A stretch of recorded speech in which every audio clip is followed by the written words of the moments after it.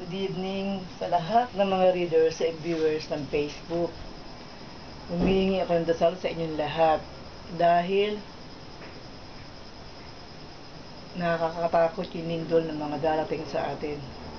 Kanya nangyari sa Japan, ang lakas ng lindol, saka sa New Zealand. Kailangan iba yung dasal ang gagawin natin. Humingi na tayo ng tawad kay Lord. Hindi natin alam kung ano ang mangyayari bukas sa darating na araw. Hindi niyo ba napapansin? Halos buong mundo, kundi may kalamidad, nagkakagulong bansa nila, katulad sa Libya. Ang tagal na panahon na dumating, ngayon na nangyari ito. Bakit? Yan ang tanong. Kasi marami nang nakakalimot kay Lord. Meron silang time sa panonood sine, pagmumul, at sa iba-ibang bagay. Pero, wala tayong time kay Lord.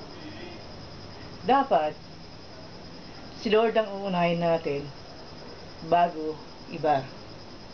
Paggising natin sa umaga, kailangan mag-good morning Lord tayo, magpasalamat tayo sa mga blessing na binibigay niya, at binibigyan niya tayo ng lakas ng katawan. Ganon din sa gabi bago matulog. Alam kong hindi tayo papabayaan ni Lord dahil hindi natin maranasan ang pinakamalakas na lindol na nangyari sa New Zealand at saka sa Japan. Dahil tayo mga Pilipino ay relihiyoso at may takot sa Diyos. Ang kaibahan ng Pilipinas sa ibang bansa, tayo ay mayroong miracle, sila ay wala.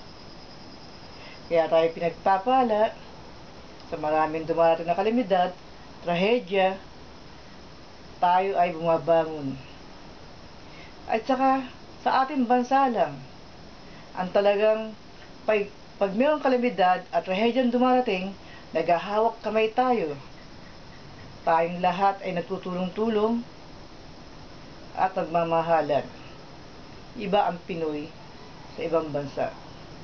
Kaya uli, humihingi ako ng dasal sa inyong lahat para hindi natin maranasan ang malakas na lindol na nangyari sa New Zealand at saka sa Japan.